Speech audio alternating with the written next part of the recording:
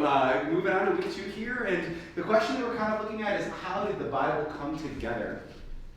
Just a note, I realized as I was putting this together that there was way too much content for 1 hour.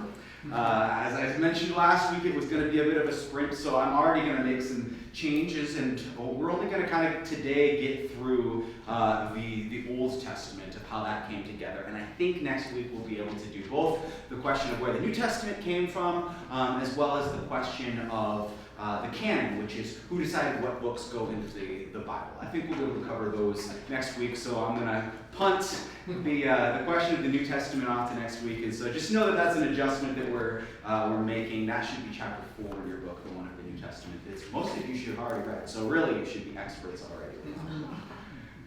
But here we are. The question: how did the Bible come together? And to start by just jumping back to last week a little bit, I told you we're here. One of the other books that I'm looking at is this text from David Loesch called "Making Sense of Scripture."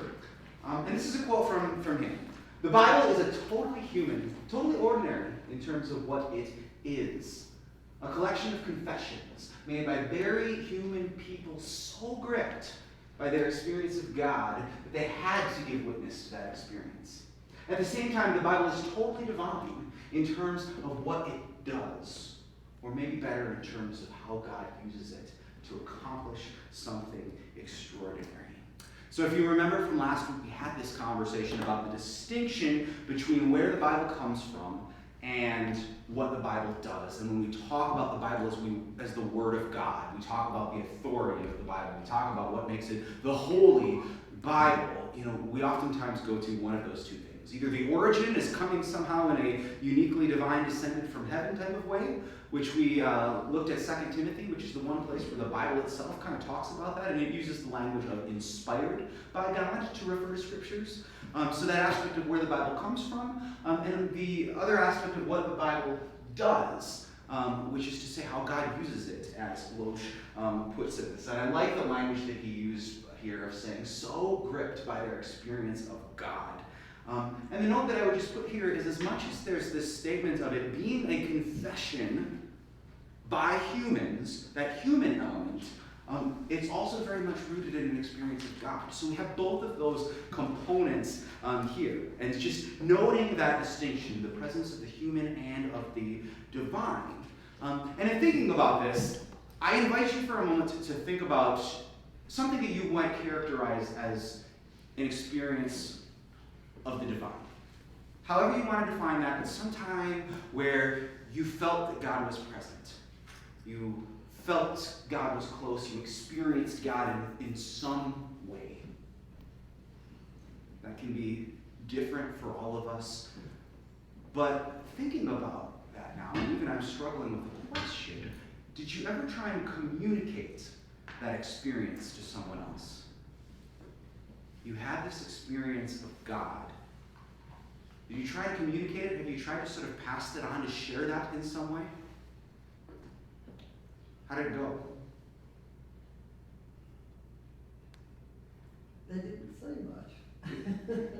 Do you feel like you were able to capture that experience that you had in your expression of it, in passing it on? Not well. And part of it, I think that testimony, sharing our stories, that type of thing, is a practice. It's something that, we can get better at with time, I guess. But also, there's simply some limitations to that. And so, showed you another book last week, this one from Marcus Borg, Reading the Bible Again for the First Time, Taking the Bible Seriously, but not literally.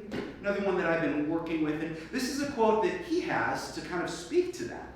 Whatever we say about the Bible, whatever we say about the sacred is a human creation. We cannot talk about God except with the words, symbols, stories, concepts, and categories known to us, for they're the only language that we have.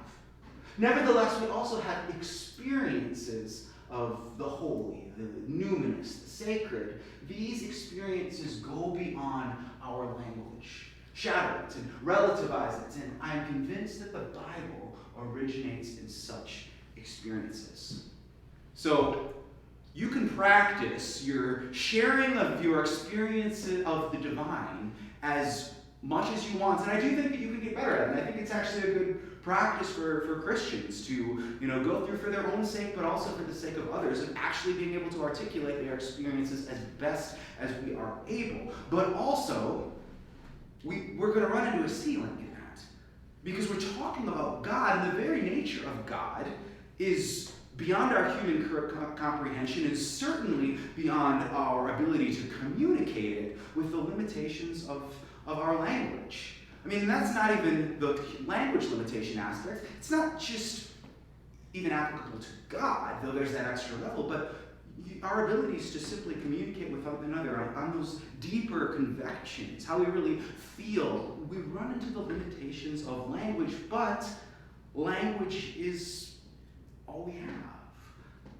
Let me offer you a personal example to this point. I did my internship in Seattle, Washington.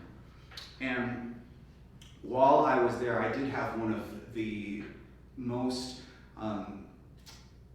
gripped by God experiences that I've ever had. And I remember I was, sleeping in my, little 400 square foot hole in the ground apartment, because that's what you can get in Seattle.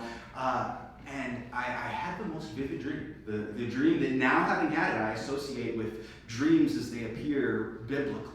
And I have no parallels for that. The only time that I've ever had this dream like that, and I woke up with tears streaming down my face because it was this dream, it was this vision of God's children. And I was in this childlike position, and it was the tenderness with which God approached me.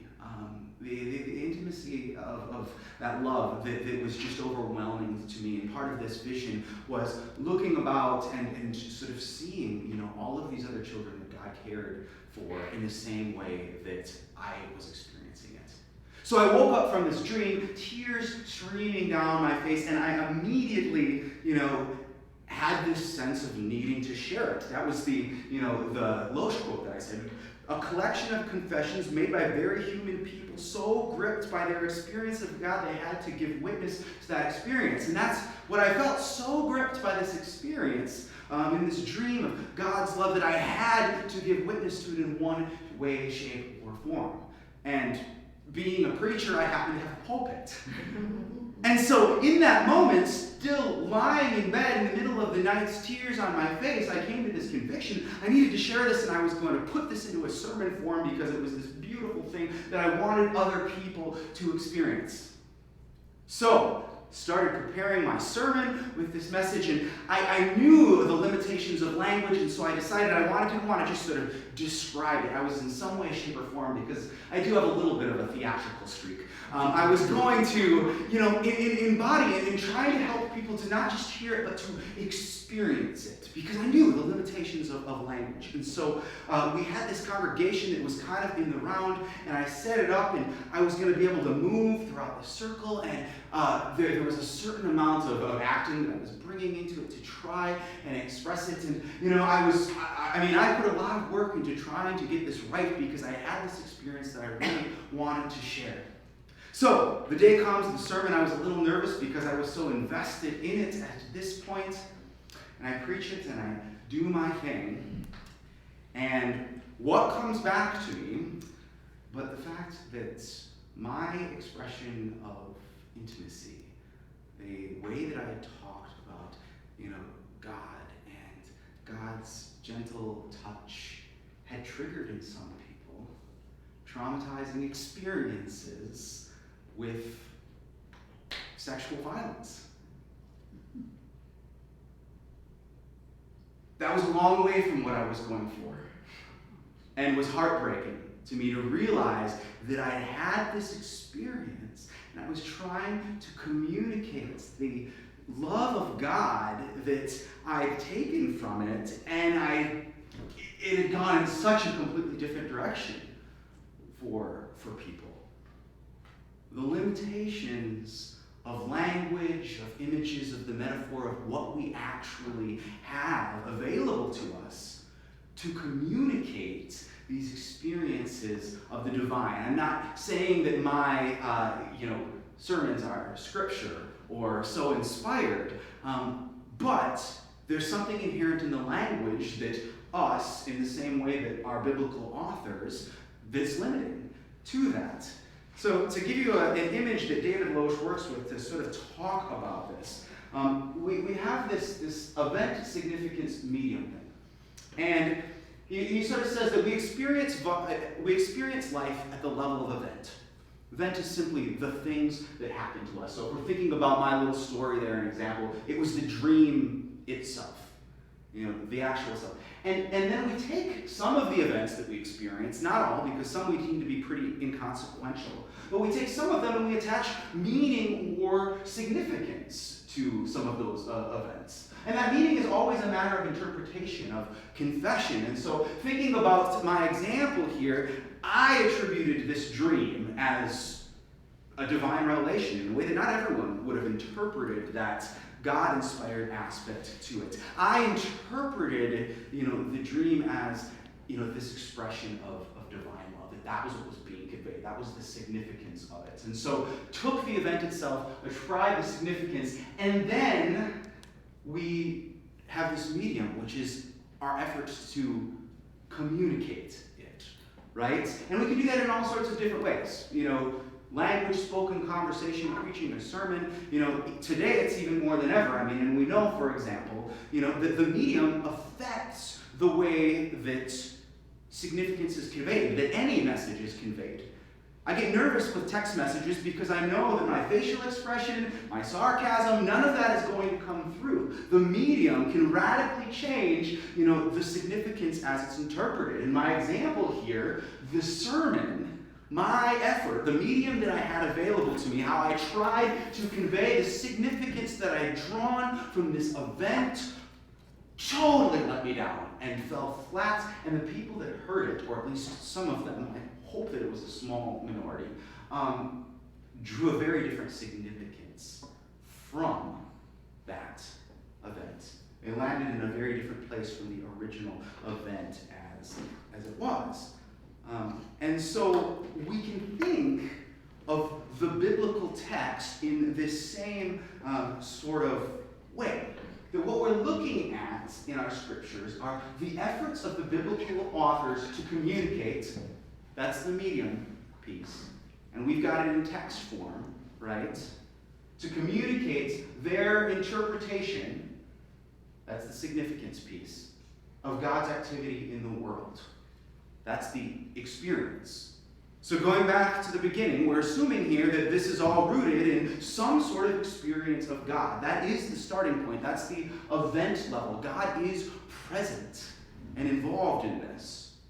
And then we've got a human being that's interpreting it and making meaning out of it, and then trying to communicate it. And even if we assume the event was clear as day and there was no doubt in terms of the significance, that was absolutely clear in the way that God passed it on, there's still this point of having to somehow communicate it to people over time, and the limitations that inevitably that runs into, because it does take place over time. And so it's the communication not just of one person like me and my failed sermon efforts, and I promise you that's not the only sermon I've ever preached that went pretty flat.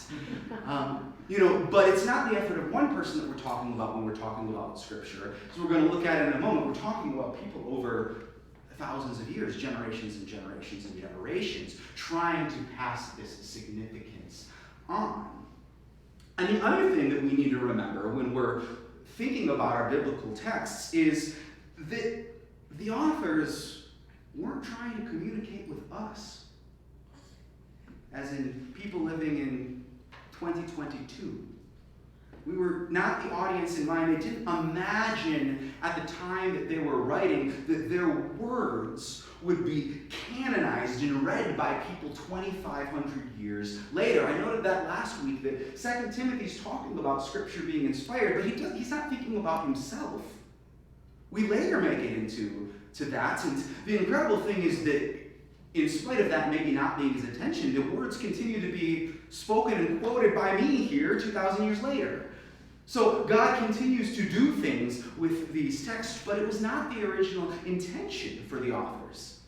They had this experience with God, but they were communicating it to their contemporaries, to the people that they were in relationship with, and the concerns and issues that those people were facing. So to properly understand then the significance within the scriptural text, we need to have some understanding of the contemporary context, because any good preacher will tell you that the context is hugely significant. That the message, even if I'm trying to convey the same thing, I'm going to preach it differently to a congregation in South Dakota than my congregation in Seattle. That context matters. Even if you're trying to convey the same meaning, you adjust the language, the way that you say it, so that it will connect with the biblical, or with your audience, whoever it would be. And I have to believe that the biblical authors were at least as aware and probably better at this than I am. So there was this understanding that they needed to speak to their people for it to be relevant, and that was their immediate concern. And so when we're reading it later, we have to recognize that there are these historical contextual roots that the authors are speaking to. That they've got real things in front of them that they're trying to address in the same way that, we're here today and I was a preacher and I'm thinking about a pandemic or a war in Ukraine. And these very real things that people are facing influence what the authors are saying and how they're saying it, because they have something in mind that they want to do for the people in front of them. Now, obviously, was that a question? Yeah. Yeah, go ahead. Do we have any idea who the actual authors were of these Old Testament books? Somewhat, and some more than others. One of the things that we're working with here, and there's such, Jack has a good book that probably has more on that. That's got the, really, yeah. The books of the Bible. But here, so we're really working at like a helicopter level here for our purposes in this class, of kind of looking at some of the big picture ways of, the Bible coming together as opposed to the individual authors. And that's simply a matter of time. But this is what I would say. If we're going to be really good students of the Bible, we need to have decent Bibles. And I would look around and find yourself a good study Bible. I actually think that those baby blue Luther study Bibles are quite good. They're ones recommended to me in seminary, were the Oxford Study Bible and the HarperCollins Study Bible. There are certainly other ones out there, but any good study Bible is going to start with a significant intro to the book, which is going to talk about the context. It's going to talk about the authors. When it comes to the Old Testament, it's a lot of speculation. It's going to talk about the themes. It's going to talk about the nature of the literature. You're going to get all of this stuff that does influence the significance and the meaning right up front. So then you get to bring that with you when you start, reading, and suddenly you realize, oh, that makes a lot of sense why he was writing that, because they were going through this. And so some more than others. We know more about the New Testament authors than we do the Old Testament authors. Mostly that's just a matter of time.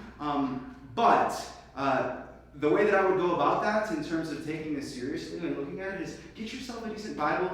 You can Google stuff, but I'll be a little careful. There's also some pretty crazy stuff out there. This is the nature of Google. So maybe not my first recommendation, but I'm happy to give you other recommendations. But I do think that if you want to engage deeply with any book of the Bible, starting with a foundation of what's going on there, is a really important part of it. So I only have a sort of answer to that. But to go into that a little bit, this is some of the stuff we know and some of what we can actually think about. Even if it's not going to get us to specific authors, we can think a little bit about what we're working with context-wise. If you've got your book, this is on page 3233, and you've got a chart there. If you've got a digital copy or something like that, you're looking for the chart, not the text. Or if you've maybe got a different version and it's slightly off page numbers-wise, looks something like this. But basically what it lays out is kind of the history of the Bible and of Israel, and if you're looking at your text, it's kind of got 4 columns there, and it gives you sort of the different periods of their history. Next to that, some approximate dates, because when we start getting way back, there's a lot of approximation. People and events that are going to be some of the characters, the people, the events that you might be familiar with that are actually in the biblical text. And then some samples of when the books that we have in our Bible, what period they would have been written down into. So how some of these things fit together. And so to break this up into kind of 4 really arching broad periods that we've got within Israel's history, understanding how that history does influence our texts. You got the first chunk here, which is kind of Israel's origin story. And if we're looking at our biblical Bible, that's Genesis, Exodus, Leviticus, Numbers, Deuteronomy, Joshua, Judges. It's Israel coming together and forming as a nation. And it's pre-origin in the sense of the creation stories, our stories of Abraham, those ancestors. Really, it's not until Exodus and coming out of Egypt that we have a nation. And there's actually this beginning of forming a people. But this is going through and being mindful, we've got this period where they're really a nomadic people. They're wandering through the wilderness. So we have all of that in their origin story. And ultimately they get to the promised land. And Joshua tells us of how they come into the promised land and they conquer and the walls of Jericho fall. And then we have in Judges sort of the very beginnings, the Judges being kind of the early form of some sort of government that's coming together. They were sort of the rulers. But we can think of this whole chunk as sort of the origin of them coming together as a nation, moving from a sort of divided people through a nomadic people until they finally settle. And then we sort of move into a new period with the period of the kings. And we can think about this. We're moving from this nomadic, organic people to now we have more of a settled country. We've got a king. And so we're moving into a very different sort of space. And if we're even thinking about writing, if you look at that chart there, what you'll see is for the first 1,000 years or so, it's just as stories circulate orally. And that's really through this whole origin people. And it makes sense if you think about it, because if you're going around in tents all the time, you're not going to be carrying around a whole bunch of papyrus or whatever they happen to write on. I don't know that aspect of the history, because you're moving around all the time.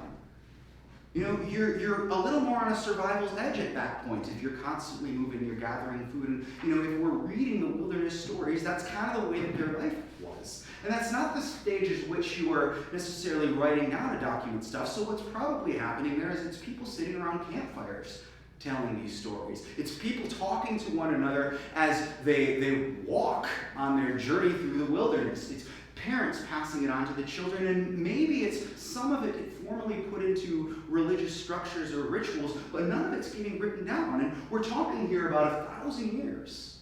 I mean, just think about how long that is. Think about it in the context of, this country. I mean, it's twice as long as there have been white colonists on this continent. And think about what that does to story and history over time. But we move from that stage where it kind of makes sense, and if you look at this, what you see is we get into this section of united monarchy, the kings here, and things start to get written down. They're settled. They're no longer wandering. They're starting to build cities. And so things like academics and writing things down, suddenly there's a space for that within their life, and it begins to happen. And we've got 2 periods sort of in there. There's the united monarchy, that's Saul and David and Solomon, and then it splits, and we've got 2 kingdoms, Israel and Judah, a northern and a southern kingdom, and so that's a significant split, but all of that's kind of under that same period. And then the next significant event that really shapes Israel is exile. The Babylonian exile. You've probably heard that about it somewhat, because it is context. If you're going to hear about context, in a sermon or something like that, that's as formative as it gets for Israel. And so they get dragged out of their homeland. They're a conquered people now. They're taken away. They're outside of their culture. They're in a foreign land. They're dealing with all of that, and they're wondering, what the heck is going on here? Where is God? Significant, part of their history there, period of events. And you can see how during there, you've got some books being written down. Particularly like Ezekiel is a prophet during that time speaking to these people. And then ultimately there's the return from exile. And they come back. And so these kind of 4 periods we can think of in terms of shaping Israel. And when we actually look at the scriptures, which we'll do, we can think kind of in terms of these 4 big categories of, where might this fit in? And at that point we're doing some real biblical scholarship there. But if we're thinking about this vast period of times, and now we're at like 2,000 years, something like that, over which all of these events and all of this composition and storytelling is taking place, what happens over time was the question that I asked. Well, first and foremost, you get further and further from the event, right? Whatever the original event was, whatever that original experience with God was, you're getting further and further and further away. So we're generations and generations and generations away from the event.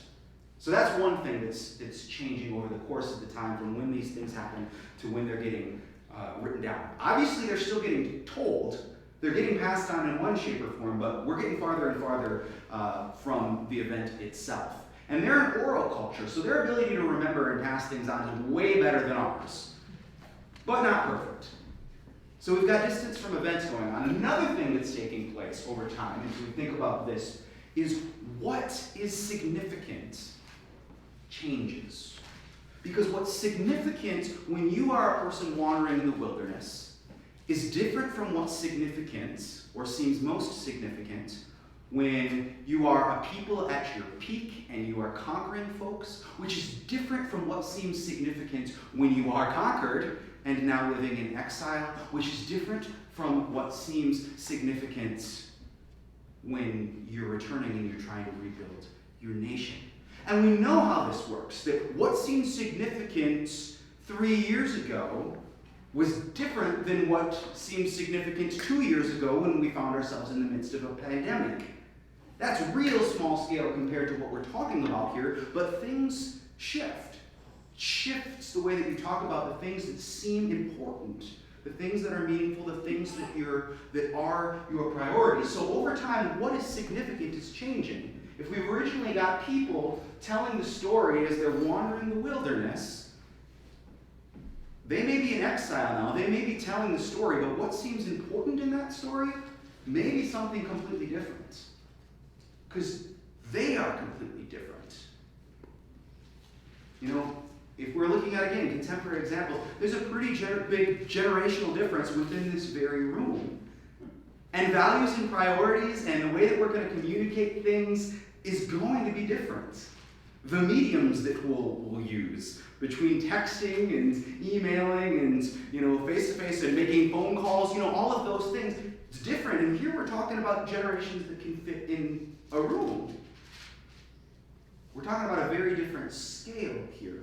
But in any case, what seems significant changes, and then of course the medium changes as well. We talked about you're going from campfires and telling and stuff like that, ultimately to, I see it, Clint, to writing things down, and the priorities changing in terms of people. Yeah? The period of exile, did that begin when they left Egypt? The period of exile, so coming out of Egypt is Exodus, and that's the wandering period. And then they get into the promised land. And they live in there, and they set up their kingdom, they get established. David comes in, and Solomon, his son, builds up the kingdom. They build the temple, they become, they're this flourishing kingdom, at least according to the biblical record. And then the exile is when the kingdom is conquered by, Assyria conquers the northern kingdom, Babylon conquers the southern kingdom, and they're dragged away from Jerusalem into an exile. So the exile comes after that. This is kind of up here you've got the wilderness wanderings after they come out of Egypt. Then you've got the part where they're in power and they've got the kings, and then we're dragged out of their land. They're taken from the promised land into exile, and then ultimately they return. But we have that movement of changing priorities, and thus the medium changes because it influences the text, the story, the meaning. So, for an example here, the books, 1st and 2nd Samuel, 1st and 2nd Kings, they're history books. They're history books. They're written, if you look at your chart, while the people are in exile. Now, why would documenting history be important during that period? This is an actual question I'm looking for an answer for. Why would documenting history while you're in exile seem important? Why would they decide to do it in that stage? In case they all die for some weird reason. They could all die. They were extremely vulnerable at that point. Yeah. Why else? So it's not forgotten. I mean, who knows where you're going to end up when you're in exile. You don't know what's coming next. Yeah. I mean, you're in exile. You don't know what's coming next to you as an individual. If you're thinking generations down the line, you're thinking, how does this get passed on? You may no longer be there as the storyteller. Yeah. So how are you going to tell the story? Why else? What else would history do in a state of exile? Holds the people together in their faith or their beliefs on what's important. Yeah, and I think even more than, faith and belief, and even more broadly, just identity. Yeah. It's identity. I pulled the quote because I went too long on Monday that talked about identity, but that's what stories do. Even you think about the stories that get told in your family, the ones that maybe get repeated again and again at family gatherings, you tell them for a reason. Stories hold and shape identity. And so having this joint history, when your identity is particularly vulnerable because you're in this foreign place, you've got all these different cultural influences, and there is a sense of losing that identity, history can function to secure that. And for Israel, faith and belief was totally intertwined with their identity. They're this people that's called out and shaped by God. They are God's chosen people. And so really identity and faith and belief and religion for Israel are pretty inseparable. But it's part of that is, where did this story come from? And so that's part of going on. And now, next question, thinking about that. So that's why it's maybe important in that context to think we should maybe write some of this stuff down. Thinking further, how does that context, everything we've talked about, why they're writing it down, influence the way they write it down, the way they tell their story and their history?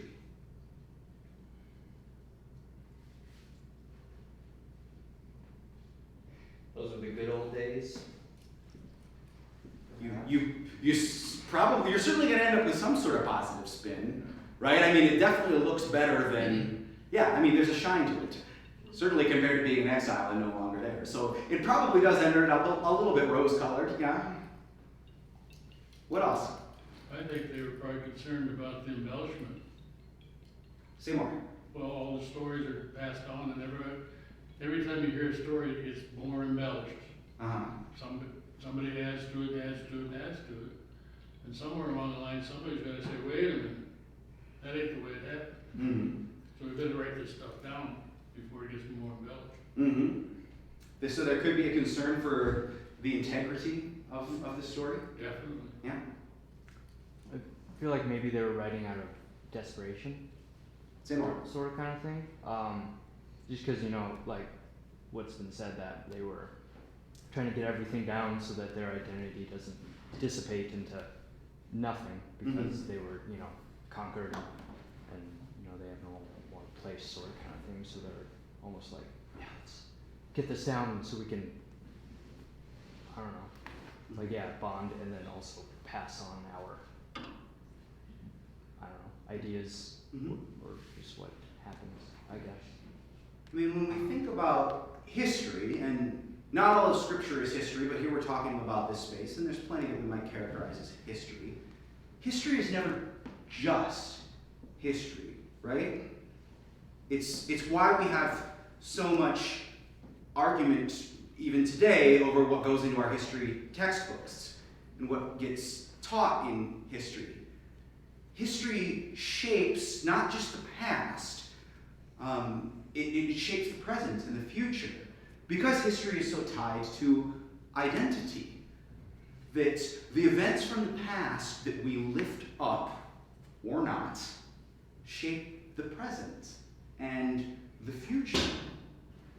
There's generally not, a whole lot of debate about whether things happened. The debate is what's significant, what's important for us to hold on to carry forward. What do we want to shape our future? What do we want to shape our children? Put it in the educational debate.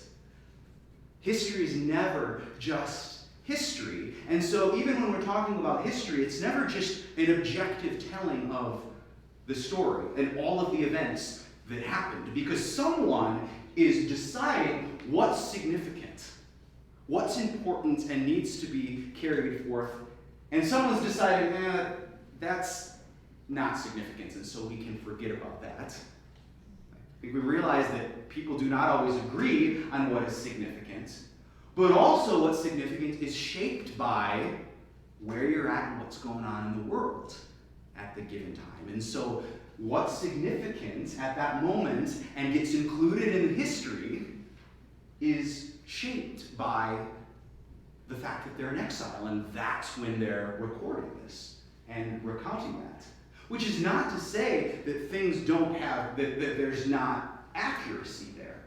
It's simply to say that anytime we're recalling history, we're choosing what history we're recalling, and we are shaping the narrative and what gets passed on by that.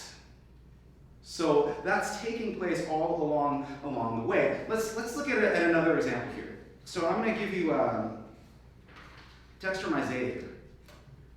Two texts from Isaiah, actually. Therefore the anger of the Lord was kindled against his people, and he stretched out his hand against them and struck them. The mountains quaked, and their corpses were like refuse in the streets. For all this his anger has not turned away, and his hand is stretched out still. Isaiah 5. Arise, shine, for your light has come, and the glory of the Lord has risen upon you. For darkness shall cover the earth, and thick darkness the peoples. But the Lord will arise upon you, and his glory will appear over you. Isaiah 60. We got a bit, two pretty different tones there. Yes? Now, let's do some biblical scholarship here, thinking about Israel's history, at least in those four big categories that I threw at you. You've got the origin, you've got the united and divided kingdoms, but the time where they are kingdoms, they're independent. You've got the exile, and then you've got the return from exile. Looking at this first slightly uncomfortable text, where might that have been written? If we're thinking about how context influences, the scripture, the words that are written, what do you see going on there? Like the beginning of the exile, like being pushed out. Say more. Why? Why do you see that? Because they feel angry and hurt, and so maybe they think that something they did was wrong, so then the Lord punished them, sort of thing. But I guess I'm not exactly sure though. So they're being taken into exile, and they're seeing this, and they're trying to make sense of it, and they attribute it to God turning against them, God being angry. Seems reasonable. Any other thoughts on when that might take place? I would say during. During Exile. During exile? Maybe Okay. not the beginning, or definitely not the end, but not the beginning. This seems way too doom and gloom for this to be a new realization. This has to be at least a decade of this, and then all right, yep, it's bad. Yeah, they're in the thick of it at this point. Yeah. Okay. How might we? Now, I realize I'm giving you one verse here. There's obviously context. Go back to the context, yes. You're going back to the context. What might be going on if we say that this was pre-exile? If you were going to put this in the time where there's still, the kingdom, they're put together. How might we read that? What would be going on there?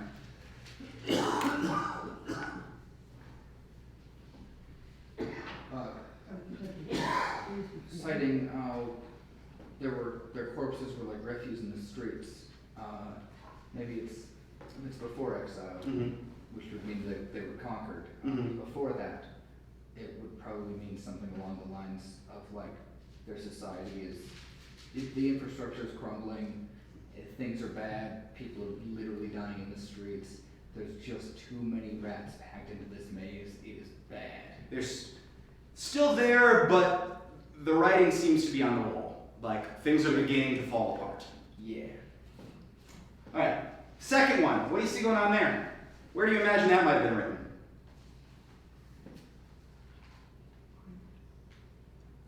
Very different tone. Same book. Both Isaiah. Maybe the end exiles are returning to Jerusalem. They're hopeful that it's coming soon. Most scholars, again, this is all estimation. This is not data. So if you look at your books there in that chart there, we're doing a little speculation. This is kind of the nature of the work when we're talking about things. And this isn't just biblical scholarship. This is any sort of classical ancient history. You're speculating when you're talking about things 2,000 plus years ago. Most scholars would say this is, and if you read the surrounding context of this, you'll see a lot of talk about injustice and the terrible things that Israel is doing and the things that are going wrong. And most scholars look at this section of Isaiah and say it is in fact during, while they're still intact, but it's this kind of writing's on the wall place. And this is kind of a threat from the prophet that's, you need to get your act together. You need to change. You need to stop the way that you're treating the vulnerable and the marginalized. You need to stop all of these things, or bad things are going to happen, because this is not consistent with what God calls us to. This is not consistent with God's commandments, and so if you don't turn around, watch out. Probably it's close enough that there's maybe some, there is sort of a period throughout where there's intermittent threats, so there's maybe something on the horizon that they're seeing. I think it could be very early stages of exile somewhere, because you can read kind of this aspect of trying to make sense of it, why this happened. And so you could also spin it just as easily and say, well, this is the interpretation you're after, and say, you did this and this and this and this. That's the surrounding context, and that upset God, and that's why we're in exile. We're estimating here. Second text, though, is very much either on the edge where there's reason for hope that exile is going to end, or in that post-exile period where they're coming out. But in any case, there's hope on the horizon. Maybe it's the prophet's trying to give hope, so it's not quite cleared up, or maybe it's interpreting backwards and it's happened, God has redeemed us. Again, that's the nature of interpretation. I can't say to you, this is it. But clearly we're in two very different places here. And very few scholars suggest that there is just one Isaiah that wrote the whole of the book. And a lot of that is because we're clearly in very different tones and radically places. And if we put this in the context of Israel's history, the events that we've talked about, we know that that's taken place over a longer period of time than people's lifetimes were.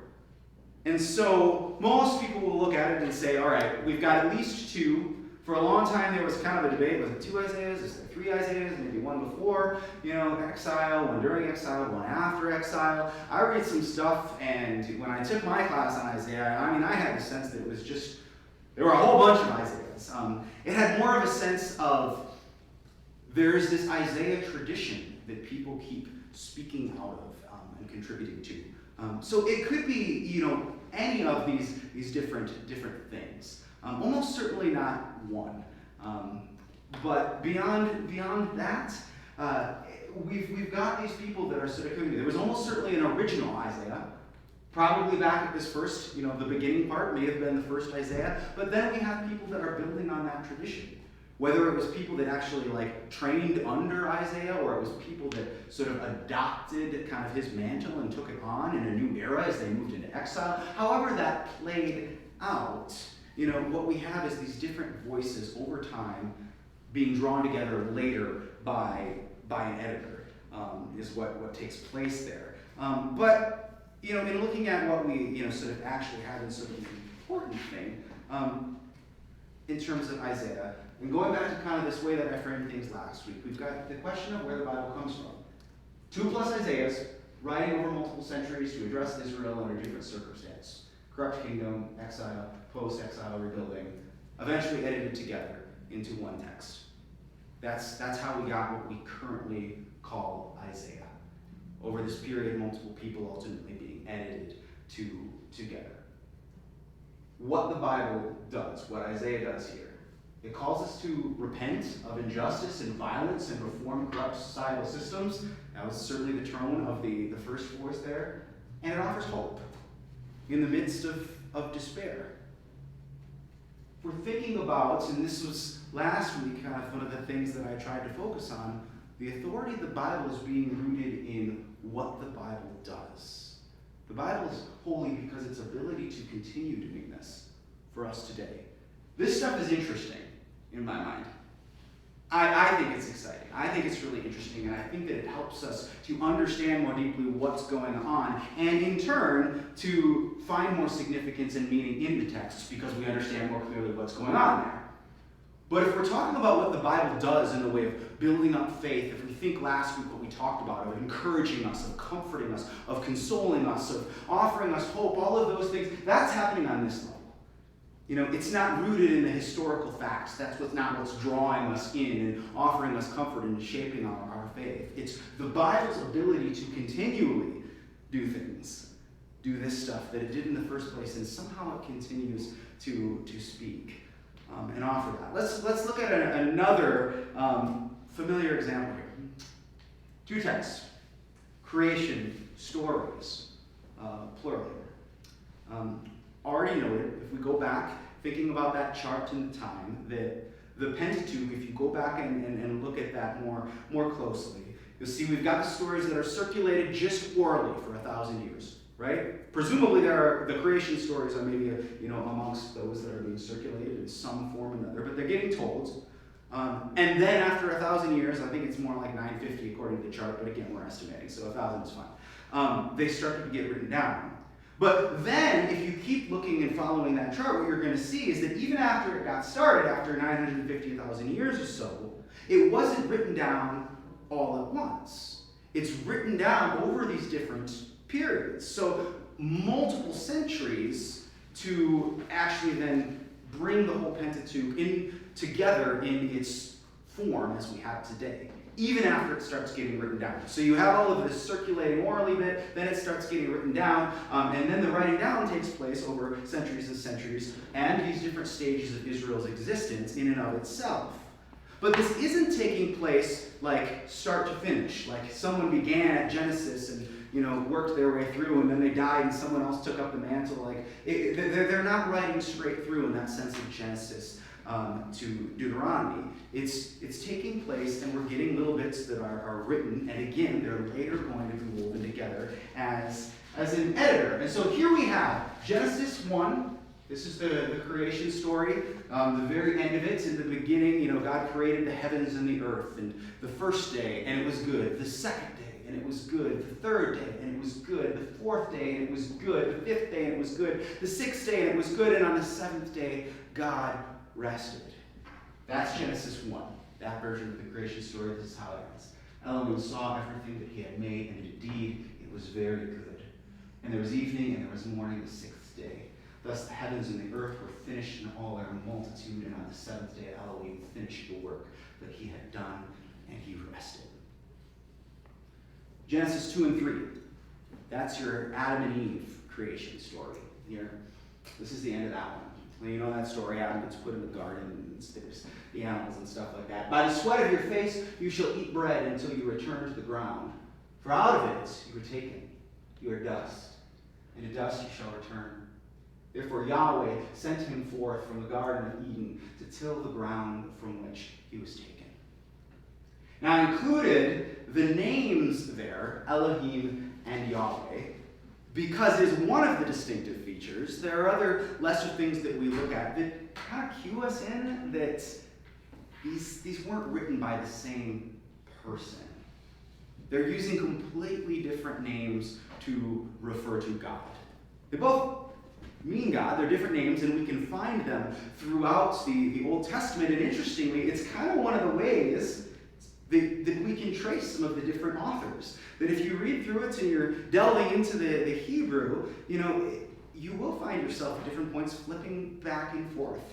And it makes you wonder, I mean, I think I would probably be pretty consistent if my understanding of God is this name.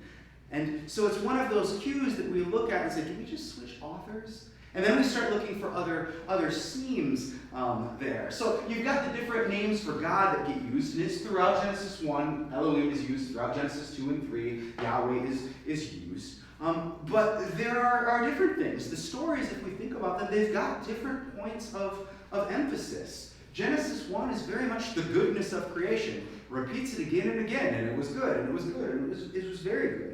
And the order of creation, day 1, day 2, day 3, day 4, it's this movement. We're told that it begins and it's this chaotic, formless void, and God moves things from chaos into order.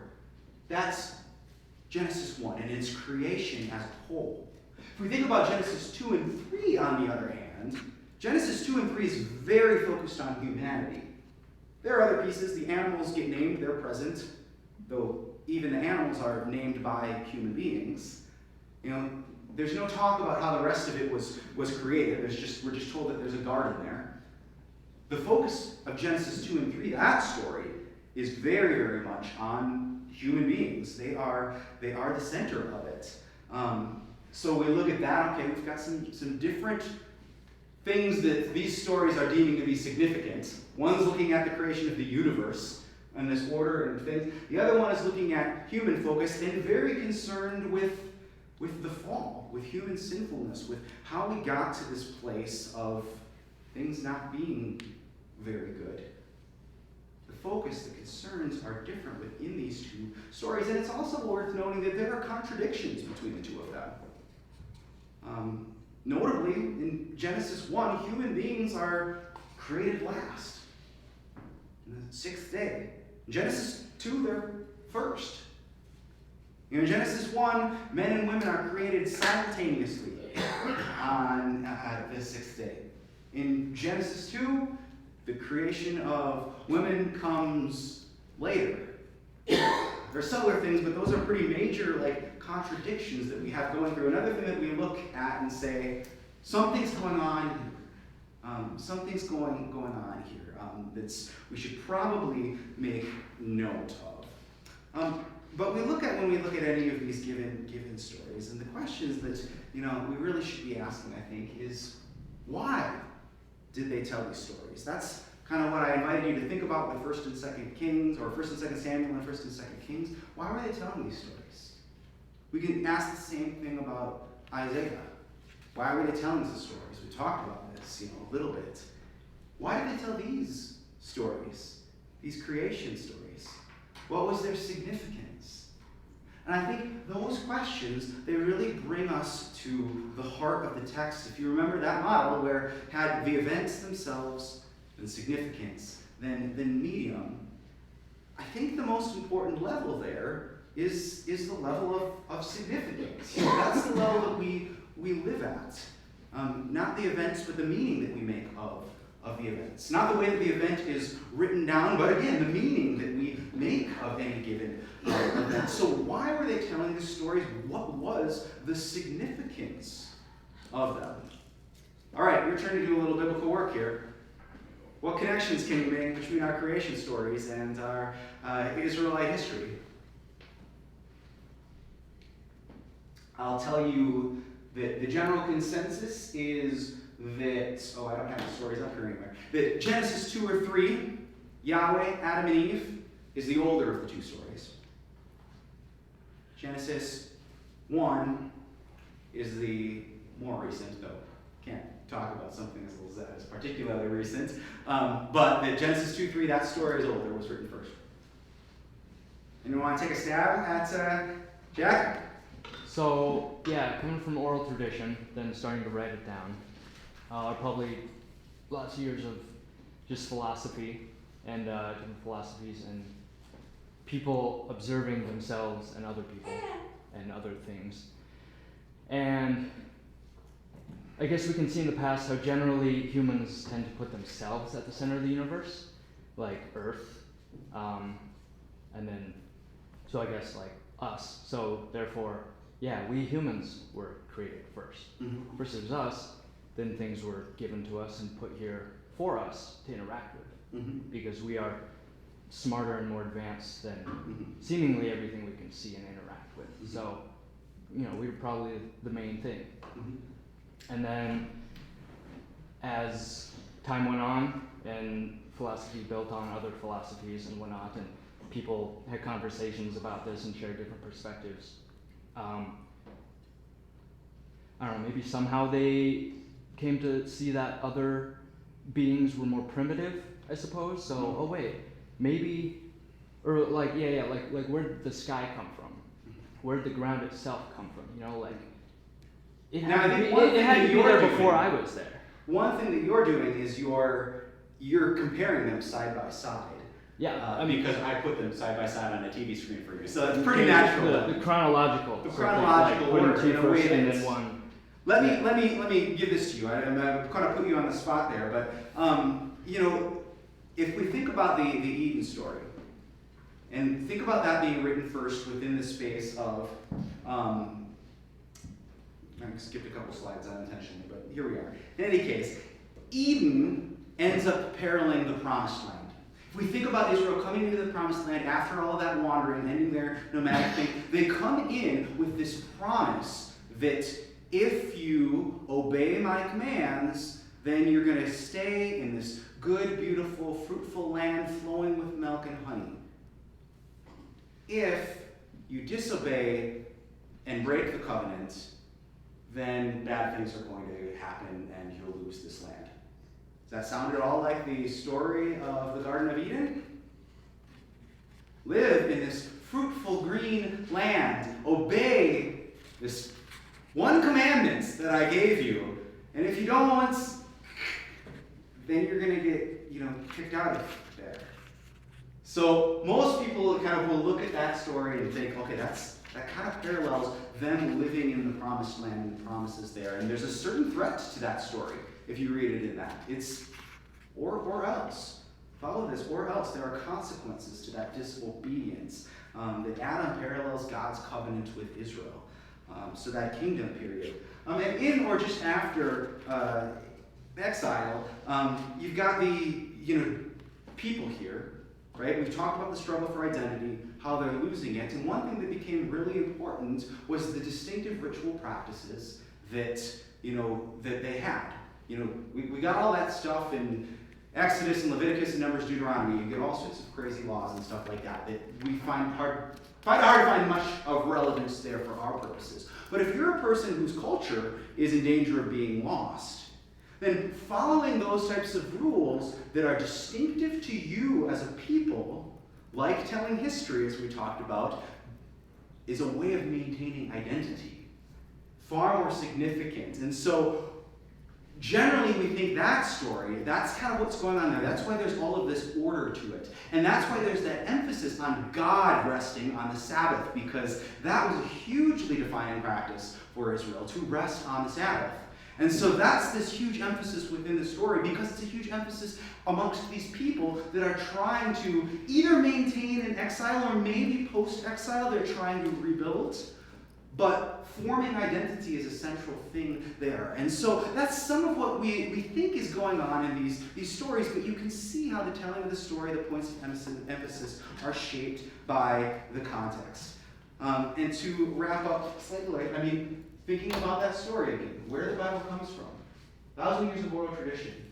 2 to 3 written down by religious years. We've got our writers written down by different people during different periods of time. Ultimately, again, edited together.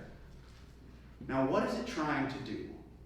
And the question that I will pose is, there's this grand debate over creationism and whether the Bible is a scientifically accurate account of how creation came into being.